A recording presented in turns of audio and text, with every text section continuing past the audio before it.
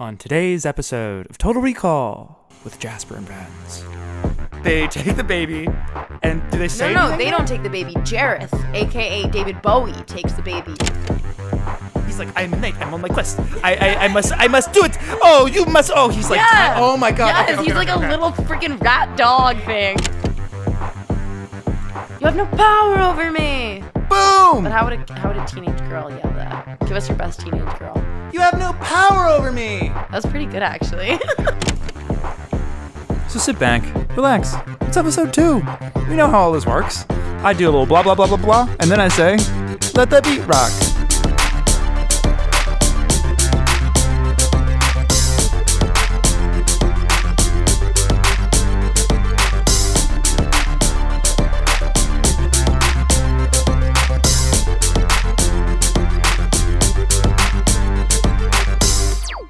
Welcome back to Total Recall with Jasper and friends. Today, my guest is none other than Lily.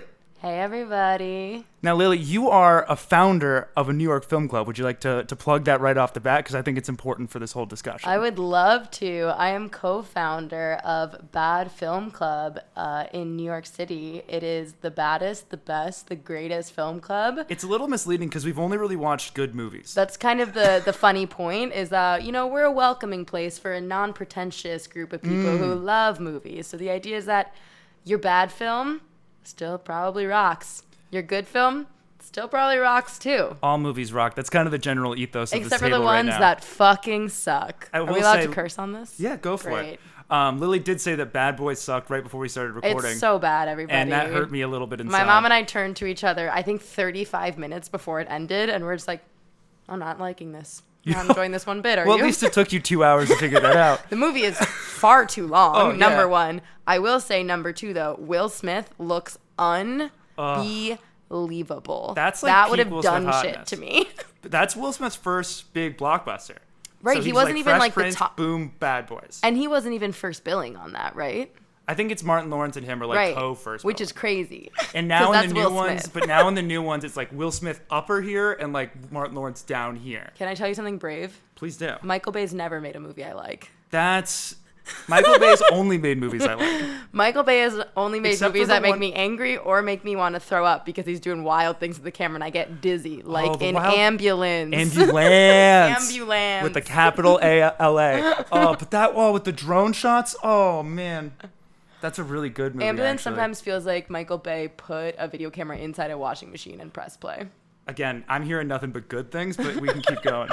But we're not here to talk about Michael Bay. In fact, we're here to talk about Labyrinth. But before we talk about Labyrinth, we should say this episode had kind of a long and winding road to the film Labyrinth. When I first asked Lily to come on board, I suggested the film The Handmaiden, which, if you haven't seen it, it's a 5-star fucking film. That's one of the best movies ever made. But it is also not a good fit for this podcast, as I discovered after recording one episode. So then I threw it back to Lily, and Lily had two options, which were... Labyrinth or Adaptation. And then how did you land on Labyrinth? I have one friend, Alex New, if you're listening to this. Alex is a big-time yapper. Big time yapper. Big time yapper. Can't shut him up in a positive way. Love you if you're listening. But he's seen both movies and has been criticizing me since he met me for not having seen either movie. So I reached out to him, told him about this podcast. Actually, Jasper told him about this podcast on BFC, Bad Film Club. It's kind of going to be my ground zero for like communication. And Alex was like, you gotta see Labyrinth. Yeah. Shit's weird. Shit. Oh my God. We're going to get into it. Shit is weird, but it's weird in a delightful way. So let's get into Labyrinth. We'll do some fun facts, get Lily back in the Labyrinth mindset, because it's not like regular Yeah, life. trap This me is in the Labyrinth. I'm going to trap her in the Labyrinth, absolutely. And she's going to have to get her baby or whatever. Labyrinth is a 1986 musical fantasy adventure starring Jennifer Connelly, David Bowie, and a bunch of the coolest puppets you'll ever see in your whole life.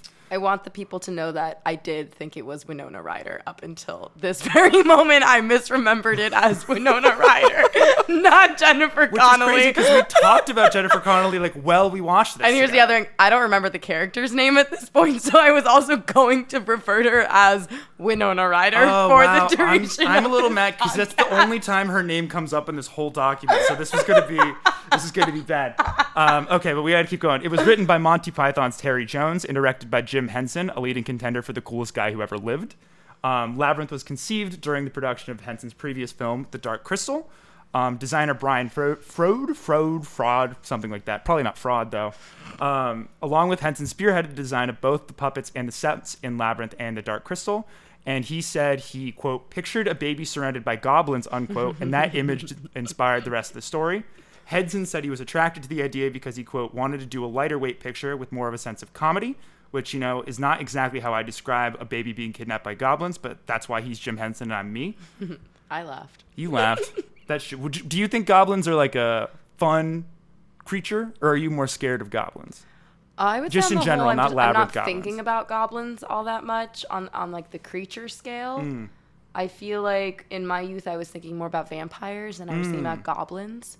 I wasn't thinking about either. I was probably more thinking about werewolves. That's the male-female divide right there. Is vampire versus werewolf. Is this kind of so a Twilight were you team thing? Jacob? I did not get into Twilight at all. I was such a teenage boy that was like devoutly against Twilight because I thought that You're was like, the cool I will thing not to be. engage in women's content. I'm like, no, I'm actually a cool man, and I don't get into weird movies and stuff. And here we are today talking about Labyrinth. David Bowie's character, the Goblin King, was originally supposed to be a puppet and a much smaller presence in the film, but Henson eventually reworked the script to cater to an A-list musician who would, quote, change the film's whole musical style. When he was looking for who would play the part, he looked at Sting, Prince, Mick Jagger, and Michael Jackson before landing on Bowie. And asked why he signed up, Bowie said, quote, I'd always wanted to be involved in the music aspect writing of a movie, and that would appeal to children of all ages, as with everyone else. And I must say that Jim gave me completely free hand with it. So he had basically free reign to do the music, which is why it really sounds like David Bowie. And now we're going to get to the fun fact that I really want to talk about, which is puppets, because I fucking love puppets. The Jim Henson Creature Shop, just an excellent place of business, began working on puppets a year and a half ahead of filming. Each puppet required a small team of puppeteers to operate. The more intricate the character design, the larger the team needed to be. So, for example, and I'm going to help Lily out here because she said before she forgot all of the character names. I remember 2. The character of Hoggle. Yes, that's the one I remember. Okay, so I'm not actually helping her at all. It required 5 people to bring to life. Sherry Weiser was inside the costume, and an additional 4 puppeteers maneuvered everything that she couldn't well inside. So things like eyes and mouths and ears and things were on the outside of the costume. In fact, Hoggle, the character, was voiced by Brian Henson, son of Jim.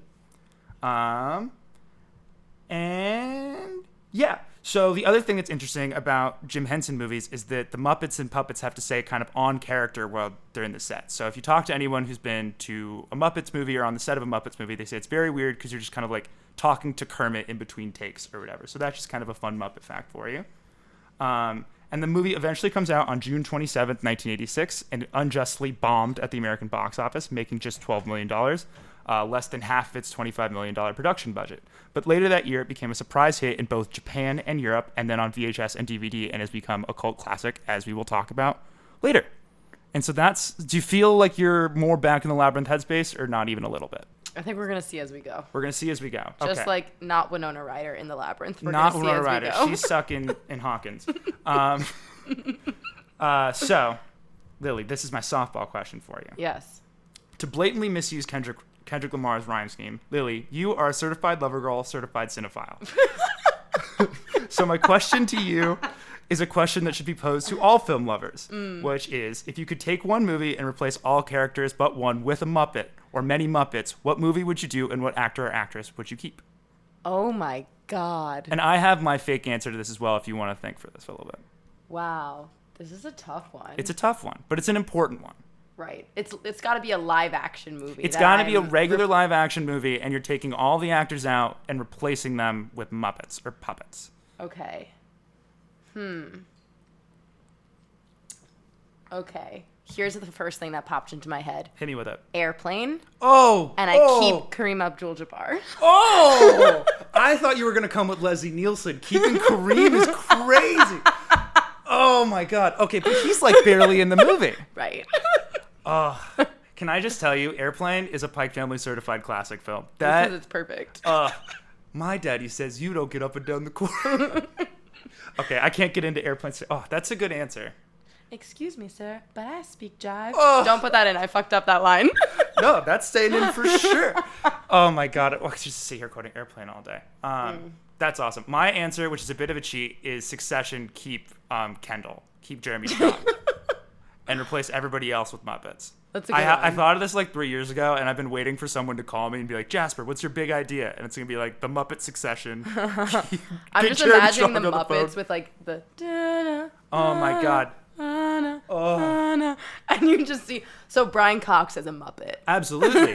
He's the most Muppet of all of it. Brian Cox is kind of a Muppet in real life. Like one of the... You could argue Kieran Culkin is the most Muppet of the Succession cast. That's true, but also you got Cousin Greg. Or He's Cousin very Greg, who's Muppet. literally who's playing Jim Henson in the upcoming Saturday Night Live. We can't get into Saturday Night because I will have too many thoughts on that. I can't get into Jason Reitman. I can't get into Saturday Night. No one's asking you to get into it. I kind of want to get into Jason Reitman because like Up in the Air is good, and it's like this guy sucks now. But anyway, and he's like, I'm making Ghostbusters movie. Okay. So now we're going to get ready to play the game. I'm going to explain the rules. Lily obviously knows the rules. This is for the audience. We will have 30 minutes to recount the plot of Labyrinth as best we can. We will be working together on a shared Google Doc. After, I will read back the plot of Labyrinth to see if we missed anything. And then at the end of the season, the player or players with the highest score will receive 24 cookies courtesy of Mom in the Mail. Boo, boo, boo, boo, boo. You can go to mominthemail.com right now to order yours. Lily, do you have a favorite cookie? I mean, you can't go wrong with just like a really fucking good chocolate chip cookie with That's the salt. right I know answer. it's like basic, but when it's done right, it's done fucking right. You're a woman after my heart right now. Okay, so when we come back, Lily plays the game. All right, it's time to play. Let's put 30 minutes on the clock. Thank you very much. And we'll officially start the game in 3, 2. Labyrinth, where do we start? What do we remember? Okay. I will help type with you so we can just go. Yeah. Not Winona Ryder. Would you like to say the actress's name? Jennifer Connelly. Yes. Do you remember her character's name? Sarah. Sarah is like sitting outside in a garden or something outside of her house, and she's like reciting her favorite book or something, but she can't remember the last line. And then she has to go back inside where she lives, her home, and she's got a dad, and I think she's got a stepmom.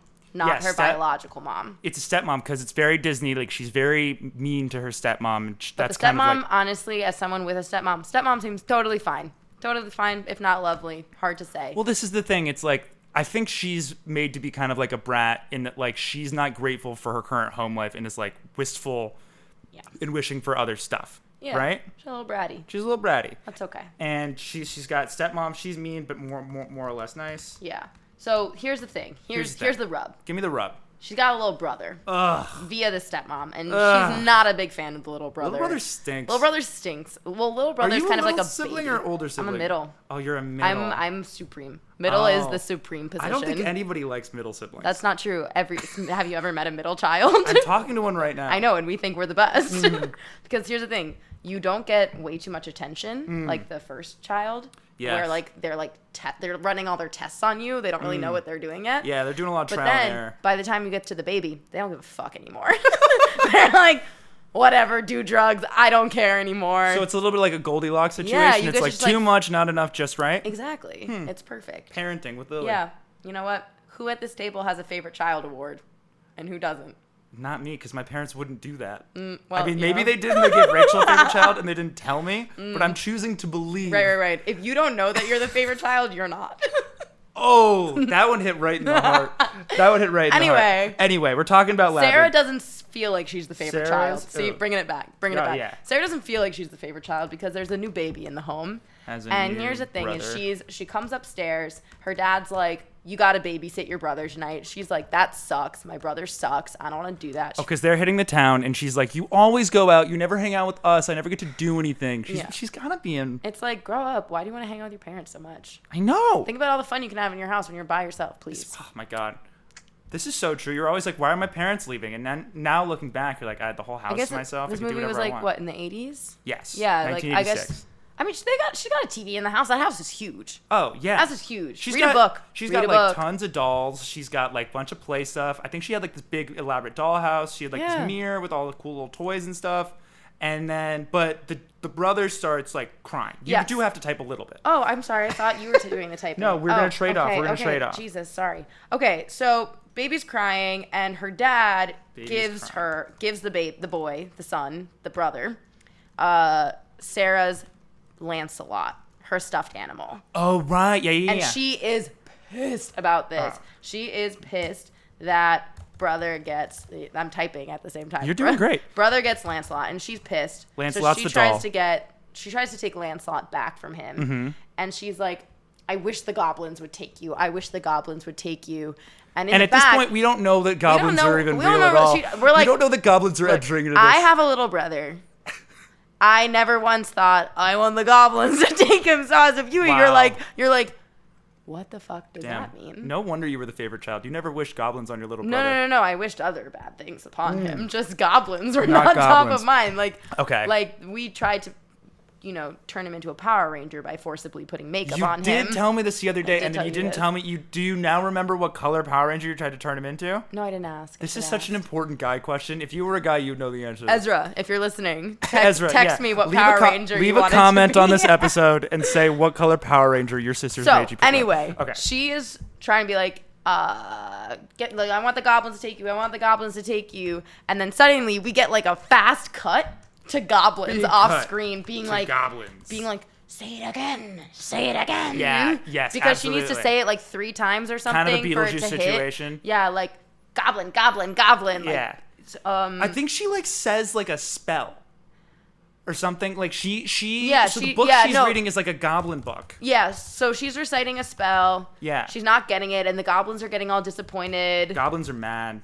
Like, she's not going to get it. Oh, my God. Sorry if you can hear me typing on this podcast. I type like I am angry. It's okay. Like I'm attacking the laptop. I'll edit it out. You're fine. Anyway, they're getting disappointed. She's not going to get it. Not going to get it. And then she says it, and they're like, she got it.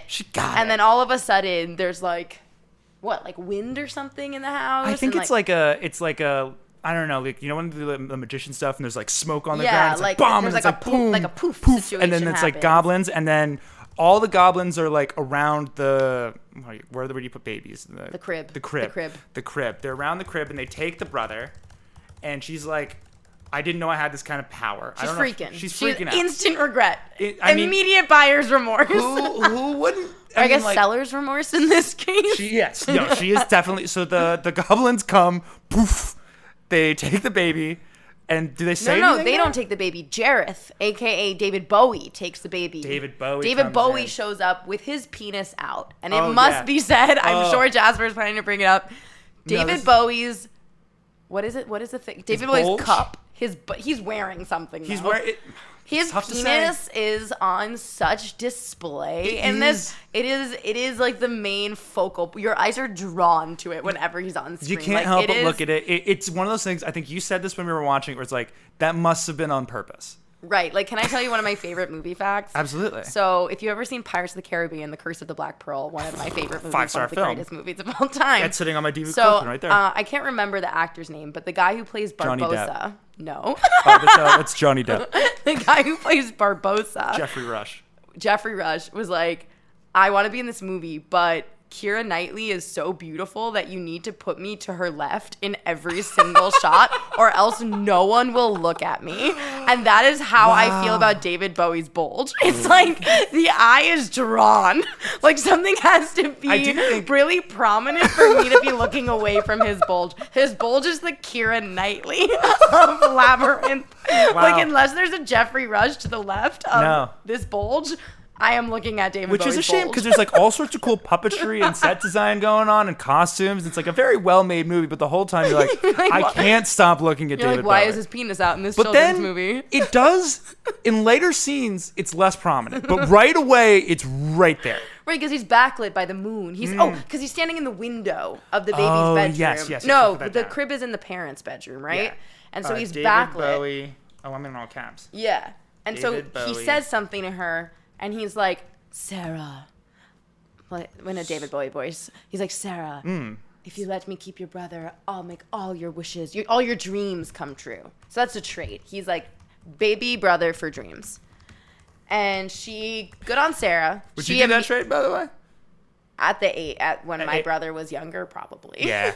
Not yeah. now. Yeah. Now I'm I'd good. probably trade Rachel for all my dreams at age 10. Yeah, come on. Like, She was especially annoying at 8, and she'd say so. Post-fight? Oh my God. You're trading your sibling. You're trading your sibling so fast. I would do anything. Like, That's the most unrealistic part of this movie, actually. You wouldn't even have to, like, give me anything in return. You know, at No. age 10, I'd be like, just take her. Yeah, like a yard sale, please. You're a goblin? That's cool. All right, but we haven't even gotten to Goblin World yet. And we're 8 minutes in. I know. So she rejects the trade, and he's like, okay, you have 10 hours or something, 12 hours, whatever, to get your brother back from the labyrinth. And this is where my memory starts to fade, because I do not remember how she goes from bedroom to labyrinth. Do you remember?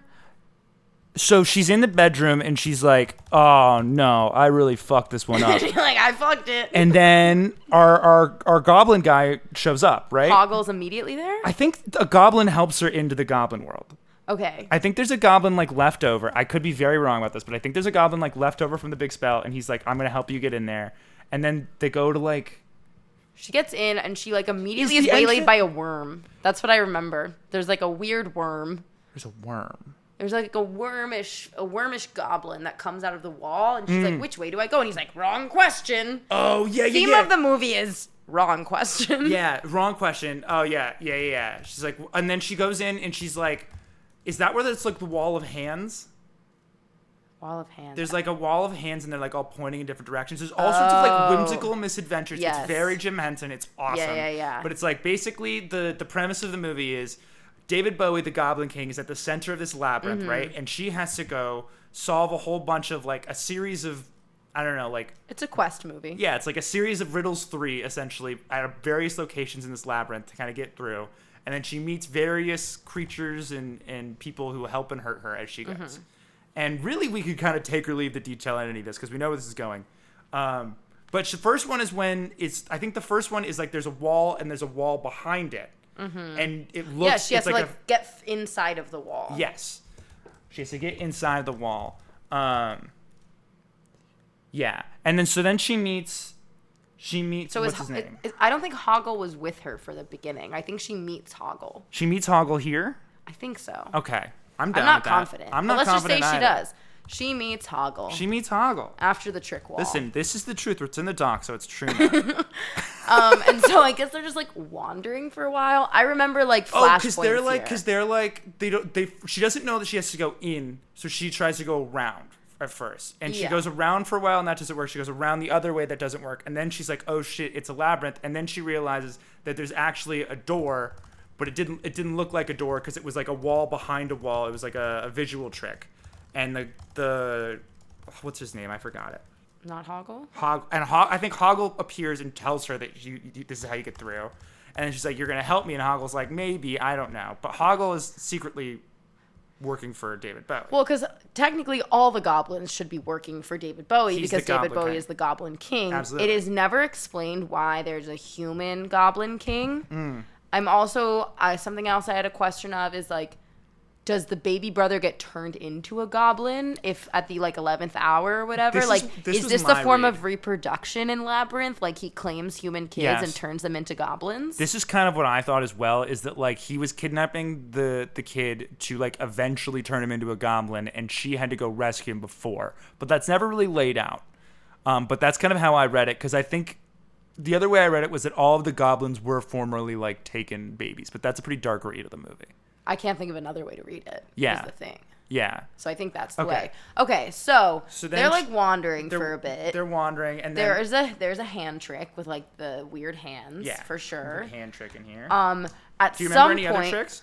At some point, David Bowie finds out that realizes that Hoggle is helping her because she's getting too close to the center, to the nucleus of the labyrinth. We should say that every once in a while we're cutting back to David Bowie doing a crazy musical number, and then we like go back to the movie. And he's like tossing this baby like 3 feet up in the air. You're like, he doesn't seem to care very much about his little prince. No, it's him and like 100 gremlin or goblin like helpers, and they're hanging out just like doing musical numbers, and then every once in a while they stop, and David Bowie's like, why is she so close? We gotta do something about her. The ultimate thespian David Bowie being like, I am just trying to do my fucking musical number, and this woman and this kid, this teen with no rhythm keeps getting in my way. He does also make a point that she has no rhythm, which is insulting, but it hits. It hurts.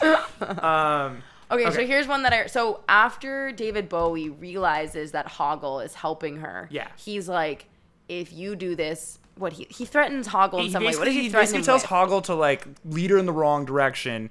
Or else. Oh, or he'll throw him in the stink pit or something, right? Right there. Oh my God, because they fall. The smelly bog or whatever it's called. I'm remembering because they do fall into a pit and they're in like this underworld and it's like kind of actually scary. It is scary. Oh, it's got a word. It's a dungeon, but they have a special word for it, like a balut or something. I don't know. It seemed maybe French. That's definitely, again, not a kid word. I don't think it's like a real word. I think they just made it up. Do you remember how they get out of the dungeon? Are we in the dungeon now? Let's just say we're in the dungeon. Let's say we're in the dungeon now. They get they're in the dungeon, but this is when they've met the big guy. Leto. Okay, but they only meet Leto in the bog, the smelly bog, I thought. Is the dungeon after the bog or is it before? I think it's... I don't remember. I don't remember. You don't remember? All right, we'll figure it out. I don't know. But okay. This is gonna be good. I'm really excited about this. I thought you were gonna come. Lily was talking a lot of smack. Here's the thing. I can recite books that I've read years ago. I can probably do the entire plot of When Harry Met Sally for you now. That's why we're not picking that movie. I could do The Lion King 1.5 when I say do the plot. Literally word for word for you. Oh, yeah. Word for word for you. We're not on the clock. We should talk about Lion King 1.5. I know, but this movie's got a lot of made up things. Its movie is also like, it's just kind of like stuff happening. And at one point, you, me, and my former roommate Sarah turned to each other. We all R.I.P. We should have gotten so fucking stoned for this. Yeah, I was a little high. I should have been way higher. Sarah and I should have been gobsmacked into the green zone. I do think like the minute I realized like this was a full Jim Henson movie, because I knew it had like Jim Henson stuff, but sometimes it's like a regular movie and there's like one puppet, but this was like a full production. Yeah. And I was like, it's a shame I didn't take like 2 edibles before this. It was crazy. Mind you, Jasper and I are never on the same page when it comes to taking edibles for a movie. One of the first movies we saw, just the two of us, maybe the first movie we saw, the two of us. Stop Making Sense was the first. The second one, this was Madame Web. Madame Web, pronounce it correctly. Her web connects us all. But we went from like the peak of what cinema could be to just like absolute drugs. We saw Stop Making Sense together. Jasper did not know like any of the songs, and I am vibrating in my seat. I'm just sitting here like flashing back to like my dad playing those songs when I was 10 and I was like, I like this song or whatever. Like, this is really cool. And I'm like, is David Byrne the coolest person to ever live? And the answer is yes. Oh, absolutely he is. I mean, now since we've seen that, I've done a lot of extensive research on the David Byrne. You've dived deeply. Oh, because it's impossible not to. We got to get back to it. But finishing my point was that I took an edible for Madame Web and we were offered by strangers additional edibles, which Jasper turned down. That's because I'm smart. I'm a responsible boy. Dumb high in Madame Web, and I kept turning to Jasper, cracking up, repeating the freaking ADR voice. Oh my God. These girls are gonna kill me. And Jasper keeps turning to me going, I hate this. I'm not liking this at all. This is terrible. This is the death of movie. Because the thing about it is, and here's what I know, is like I saw Trap last night, and Trap is going for the same thing of like being stupid, but it's so fun. So well. It's so fun. And Madame Web was like, what if we tried to find a serial killer in a room full of 20,000 people? Dog, this is an open casting call. If anyone wants to come on this podcast and discuss Trap, I have 5 hours of Trap. Should we just do it right after? Maybe. If I did, Trap episode? Trap episode. Okay, all right. She's going to find a dungeon. We don't remember how she gets out of the dungeon. Let's just call a spade a spade. Let's go back to the smelly bog. Let's just put down like the various escapades that go on in this labyrinth if you remember them. Fine. Dungeon. You've already got that. Dungeon. There's like smelly bog. Yeah. Is that the lake? Yeah, that's like the cursed smelly bog lake. Yeah. That the goblins do not want to get tossed even in there, even though they look like they smell. Yeah.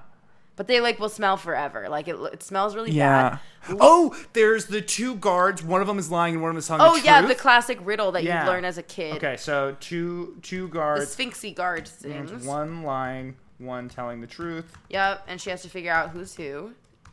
Why? Okay, Hoggle at one point is given a cursed peach by David Bowie. And he's like, you have to get her to eat this peach. And he's like, I won't do it, blah, blah, blah. Because Hoggle's really wavering. Hoggle is a butthole. Hoggle is a turd. He is both butthole and turd. I'm kind of pro Hoggle because Hoggle's like a cool looking Muppet. But he backstabs her so many times. Yeah, but like here's the thing about me and puppets is like I will like forgive a lot if you're like a cool designed puppet. And Hoggle is dope. Hoggle's got like really like a weird chin and like all sorts of weird like freckles and moles or whatever, and I'm like, that's a cool guy. I want to hang out with Hoggle. But he does treat Sarah like shit. Yeah. And Sarah doesn't deserve it. All she did was trade her brother away. All she did was accidentally curse her brother. Yeah, she traded her brother to David Bowie's big penis. And again, a trade that many people would make. Right. Okay. Okay, so he holds off on giving her the peach for a while. David Bowie the peach is poison. Yes. David Bowie is like, I will throw you into the smelly bog if you do not take this peach and give it to her to eat.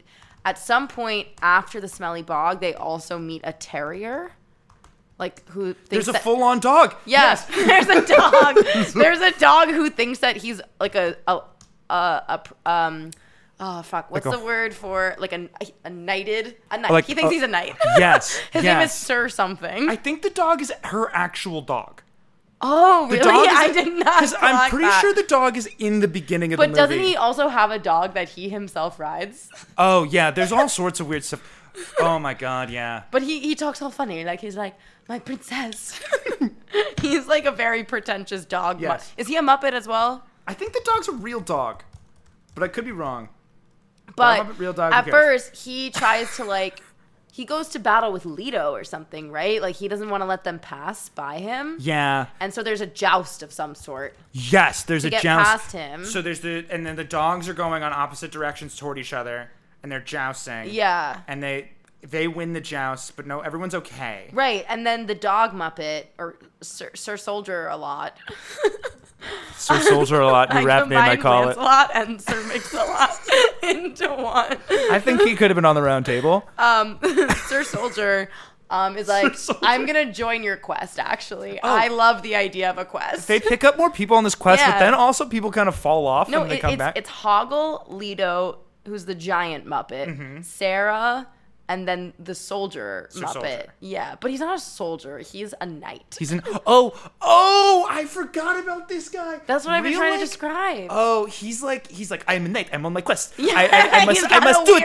Oh, you must. Oh, he's like, oh my God. Yes, he's like a little freaking rat dog thing. He's my favorite character. I forgot him. I can't believe I forgot him. He's my favorite. But so he's like tiny, right? And he's like, and so in the big last battle, which we haven't gotten to, but we're talking about it anyway, he's like constantly challenging like these bigger goblins. He's like, I'm gonna take you down. I got you.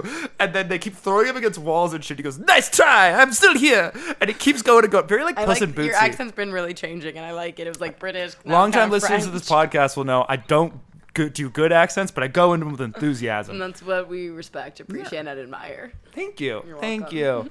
Although I did get off a really good Jason Statham impression. Can I hear it? Well, no, I have to get into the Crank vibe. And we're not in Crank, we're in Labyrinth. Okay. Very different vibes. You brought it up.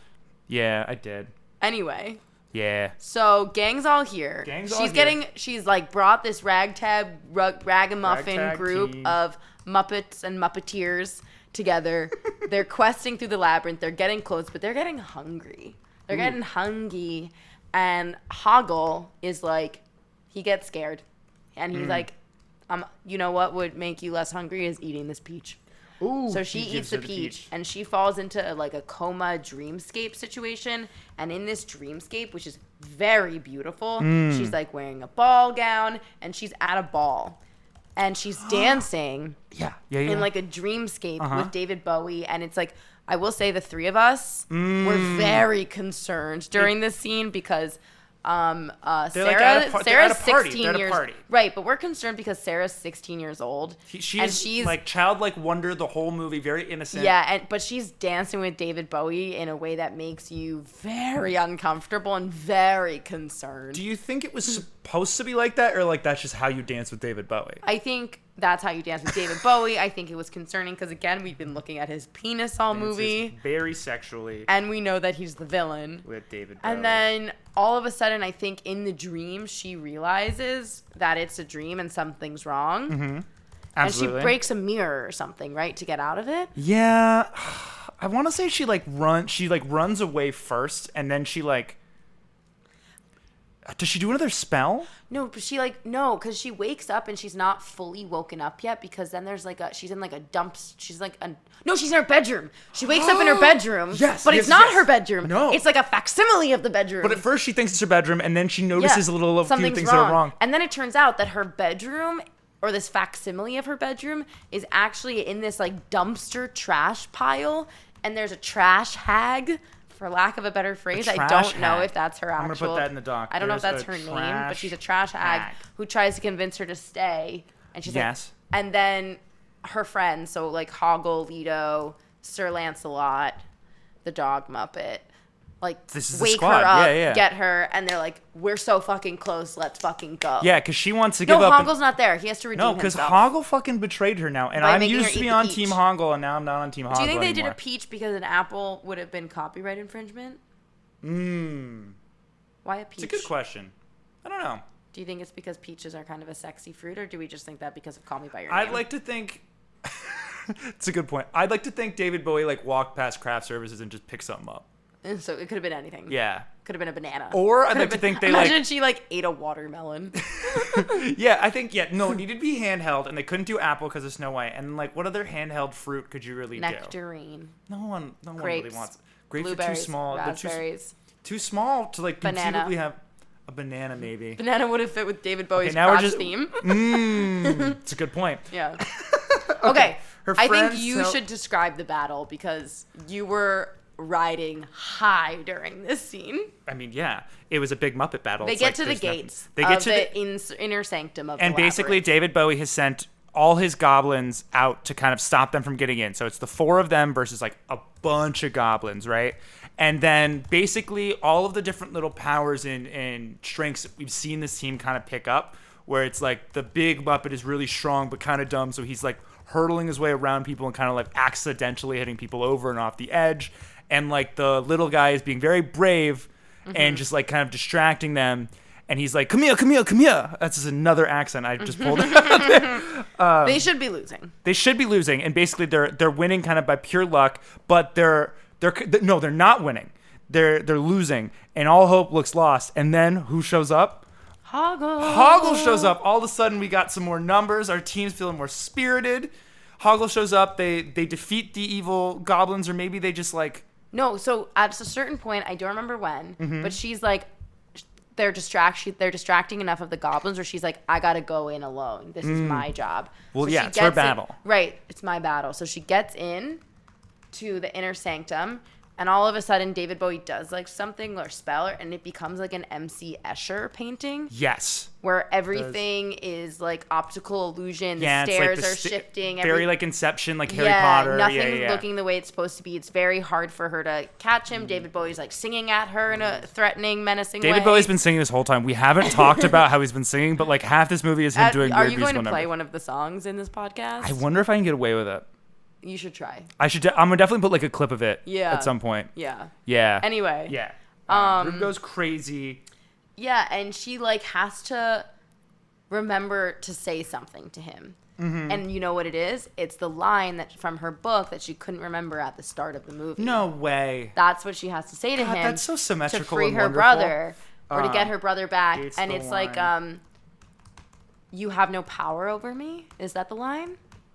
There's no way I was gonna remember this. I think it's you have no power over me. You have no power over me. You have no power over me. Boom! But how would a teenage girl yell that? Give us your best teenage girl. You have no power over me. That was pretty good, actually. Thank you. That was actually better than I think I could do. I'm really in touch with my inner teenage girl. Yeah. Yeah. Yeah. It's good that you weren't in touch when you were yourself a teenager, but now you've come full No, circle. when I was a teenager, teenage girls were not very in touch with foreign to you. me. They did not want Well, to that's be in not touch true. with you. I was doing pretty okay as a Oh, yeah? teenager. Yeah. Shout out Teenage Jasper. Well, I played basketball. I was a jock. I was cool.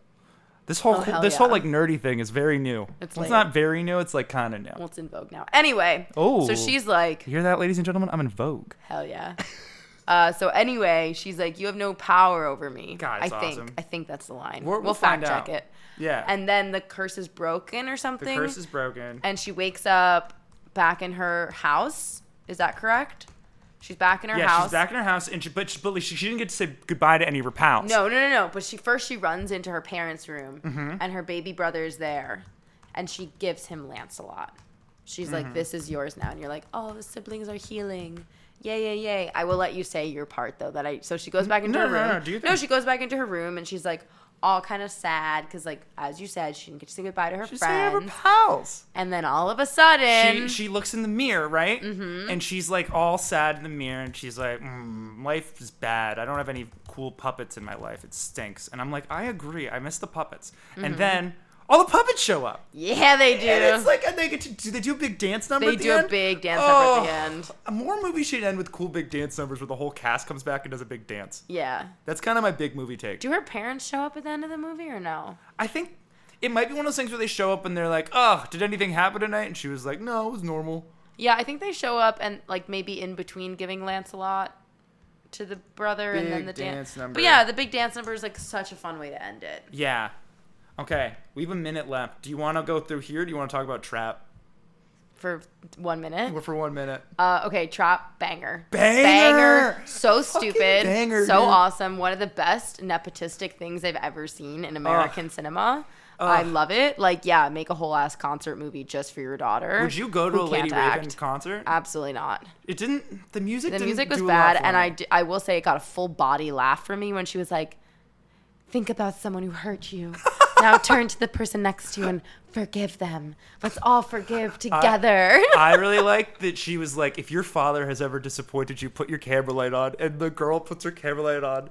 And then Josh Hartnett's like, what the fuck? And it's like, you're a serial killer. Like, of Yeah. course you've disappointed your daughter. Anyway, spoilers for Trap. Yeah, I also like that he takes his shirt off unnecessarily. Oh, That yeah. was just for the girls and the gays, and we appreciate it. It was good stuff. I mean, more movies should just have people like being shirtless and looking hot. I could spend 3 hours talking about the logical fallacies and plot holes of that movie, and we won't. We won't. Time's up.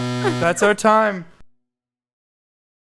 So now that we've done that, Mm-hmm. Labyrinth as a picture. What'd you think? As a picture? As a picture. As a film? As a feature film. I really enjoyed it. I think the next time I watch it, I want to see like a midnight showing of it. I want to see it in the theater. I know it recently played, I think at Nighthawk or No Alamo. way.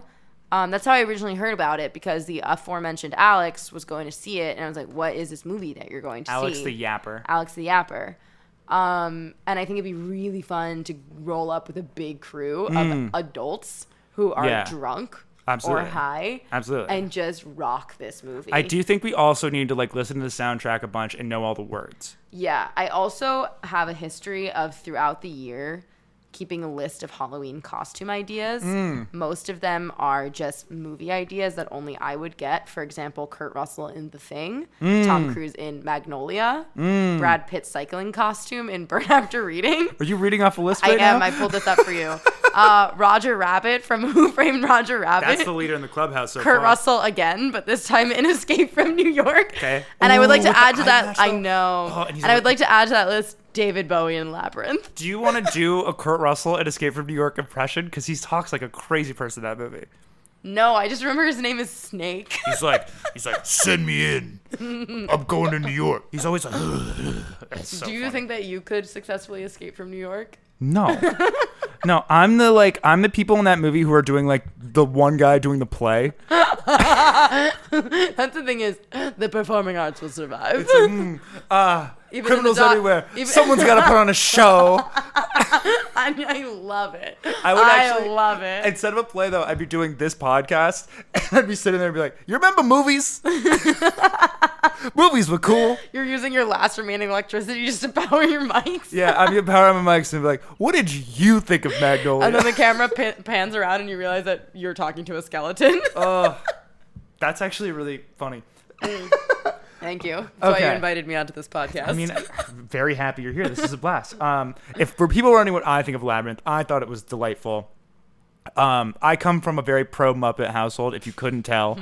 I was raised on the Muppet Show. My dad used to got the DVD set, and so instead of watching like Disney Channel and stuff, we were watching Muppets reruns. And so I love all Muppety stuff. I'm gonna ask a stupid question. Yeah. Sesame Street. Yeah. Those are Muppets? This is actually a good question, and it's a pretty divisive one because I don't think so, but the general thinking is yes. Is Jim Henson involved? Jim Henson did both, but they were Okay. two separate things. Essentially, like, Sesame Street is for kids. Okay. And the Muppet Show is also for kids, but the Muppet Show aired at like night, at like 8 Okay. p.m. The grumpy, like, gay dudes, those are Sesame Stadler Street? and Waldorf, that's Muppets. Okay. So like, if Sesame Street is like educational, where it's like, this is how many Yeah. cookies Cookie Monster eats, the Muppet Show is like, what if SNL was with for Can you was name a had, few of the other famous Muppets?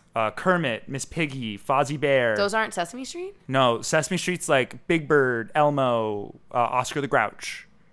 Okay, then I definitely watched both. No, see, everyone watched both, and there's a thing where it's like people don't know Which one's which one's which. But to me, as someone who didn't watch a ton of Sesame Street but watched a ton of Muppet Show, two very different things. Mm-hmm.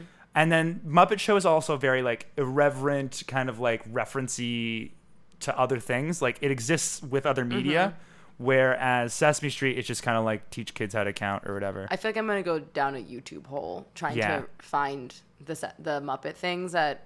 If you're gonna go to watch Spark one memories. Muppet episode, you should watch the one Muppet Show hosted by Mark Hamill, peak Star Wars fame. That man can't act. Oh, but no, you know who he can act with is Muppets. And specifically, if you want to do one sketch, it's the Pigs in Space sketch where he plays Luke Skywalker and Gonzo plays a fucked up version of Darth Vader, and it's so funny. Anyway, I'm going to ask you something. Yeah. It's your podcast. please do.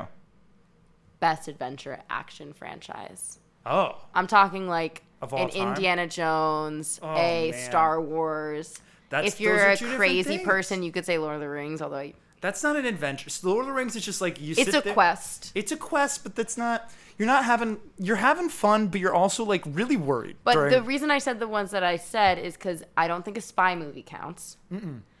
And which like would eliminate something like the Bourne franchise. No, those are too serious to be an adventure. I think Right. adventures, it's like Pirates of the Caribbean, Indiana Jones. Like, I would probably say Pirates, but just do the first three. But I also really like Indiana Jones. And another one who I really like that I've only become very passionate about recently is Steven Spielberg's The Adventures of Tintin, which is fucking Not a incredible. franchise, though. Not a franchise, but it should have been. We failed that movie. Okay, second question for Second you. question. Oh my god. In the style of Labyrinth, Mm-hmm. what was your favorite movie that you were watching around that age? In the style of Labyrinth. I mean, like, it doesn't have to be a crazy zany goblin movie. No, I just mean we something that, used like, to you watch- begged your parents to put on. It was a green DVD disc, and it was The Muppets Wizard of Oz, and it starred Ashanti as Dorothy. Oh, my God. And I don't even remember if it was good, but I remember that we watched it a lot. And then the original, I think it's The Muppets Go Hollywood, or no, The Muppets Take Manhattan, and then A Muppets Christmas Carol were also like the two. Wow, you were a big Muppet fan. I wasn't lying to you. We loved the No, Muppets in that's the Pike crazy. household. Okay, so we're gonna go into the plot of Labyrinth. Are you ready? I am you ready. Do I just chill? You can just chill. You can interject when you want. I'm just Okay. gonna read. Okay, we already got some stuff wrong. Well, in the park with her dog Merlin. So we got that wrong. 16-year-old Sarah recites from the book titled The Labyrinth, but is unable to remember the last line. We got that right. You got that right. Realizing that she is late to babysit her infant half-brother Toby, she rushes home and is confronted by her stepmother, who leaves for dinner with Sarah's father. Frustrated that Toby was given her treasured teddy bear Lancelot, Got that right. and by his constant crying. He was crying the whole time. I remember that. very Sarah right. rashly wishes that Toby be taken away by the goblins from her book. Toby disappears, and the Goblin King Jareth appears, offering Sarah her dreams in exchange for the baby. She refuses, instantly regretting her wish. Jareth reluctantly gives Sarah 13 hours to solve his labyrinth and find Toby before he is turned into a goblin forever. Okay, so that is We got all the that text. right. Yeah, you do get turned into a goblin if you're there for long enough. Okay.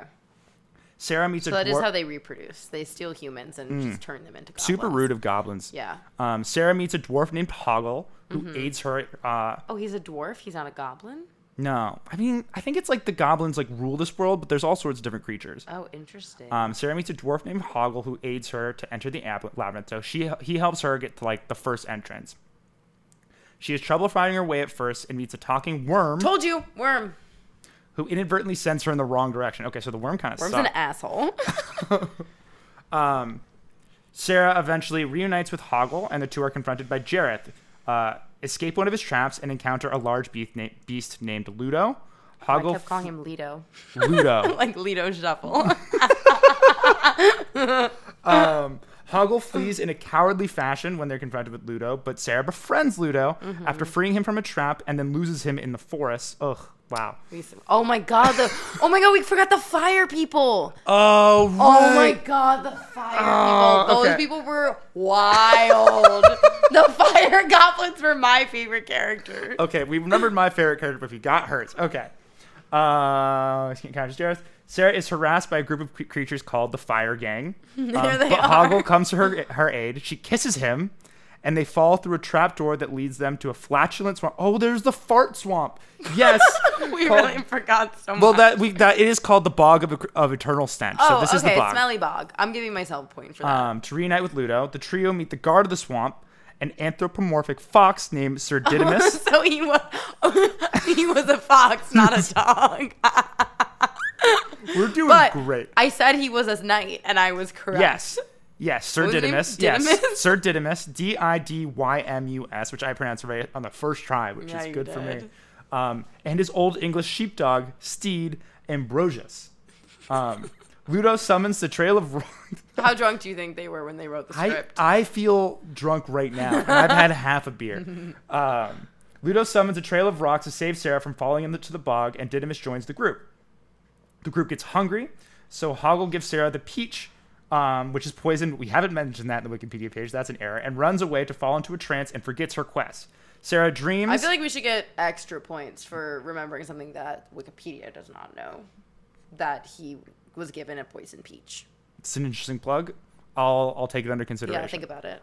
I'm grading all of these at the end, so I do it fairly. She dreams Jareth comes to her at a masquerade ball, proclaiming his love for her. She rebuffs him and escapes, falling into a junkyard outside of the Goblin City near Jareth's castle. An old junk lady, we remembered this, fails to brainwash her. And So not the trash hag, junk lady. She's feel junk like- lady, not trash hag. I feel like junk lady and trash hag are like pretty similar. I think those are fair. I think Yeah. she would prefer junk lady to trash hag. And we should call people what they want to be called. Real homies, no my girl says trash hag. Where she is rescued and has her memory restored by Ludo and Sir Didymus. They are confronted by a humongous robotic gate guard, but Hoggle comes to the rescue. Despite feeling unworthy of forgiveness for his betrayal, Sarah and the others welcome him back, and they enter the city together. Jareth, the Goblin King, is alerted to the group's presence and sends his army to stop them. Ludo summons a multitude of rocks. I don't remember how they can summon rocks, but they can summon rocks. Maybe goblins have like a connection to the rocks. And Maybe they they're enter the part castle. rock. Sarah insists she must face Jareth alone and promises to call the others if they're needed. In a room modeled after MC Escher. Hell yeah, good job. She confronts Jareth while trying to retrieve Toby. She recites a line from her book that mirrors the adventure to that point, but she cannot remember the last line. Jareth offers Sarah her dreams again. She's refused, and then she finally remembers the last line. You have no power over me. Yes! Ay. Hell yeah. Ay. Defeated at the last second, Jareth returns Sarah and Toby home, turns into a barn owl, and flies away. Huh. We did not remember that. He turns into an owl. Realizing how You think you important learned that Toby on is to... Hogwarts? Probably.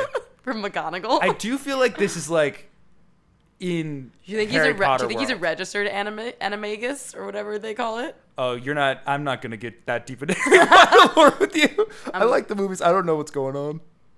That's okay. I'm okay. gonna back away. You're gonna back away? No, you shouldn't back away. I'm gonna back away before being branded as a Harry Potter adult. Oh, you're already there.